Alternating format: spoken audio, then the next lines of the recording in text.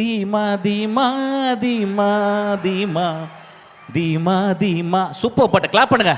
அட்டகாசமான பாட்டு. என்னன்னா ரெண்டு பெரிய தலைங்க இருக்கு, ஒன்னு இளையராஜா, இன்னொன்னு வந்து ஏஆர் ரஹ்மான். அது நடுவுல ஒருத்தன் வந்து இந்த மாதிரி ஒரு பாட்டு போறானா ஒரு மாஸ்டர். ஆக்சுவலா எல்லா காலகட்டத்திலயும் ஒரு மாஸ்டர் வந்துகிட்டே இருக்காங்க சார். பட்டு I think this time is actually for we have to invent and discover this great master actually. I think it's a beautiful நல்ல பாட்டு. அது வந்து I think சங்கராபரணம் தேஷ்ல வருதுன்னு நினைக்கிறேன் அந்த பாட்டு. இன்னைக்கு வரும்போது கேட்டேன் அந்த பாட்டு, தீமா தீமா கேட்டேன், ரொம்ப பியூட்டிஃபுல்லா இருந்துச்சு. தீமா தீமா தீமா தீமா தீமா தீமா. சூப்பர் பாட்டு, கிளாப் பண்ணுங்க.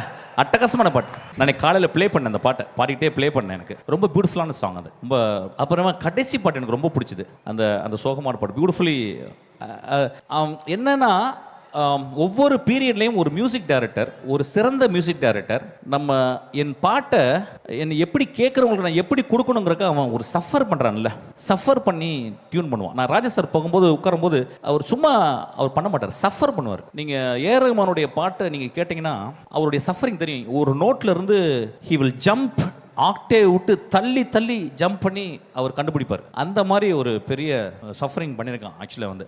ஐ think is going in a right path.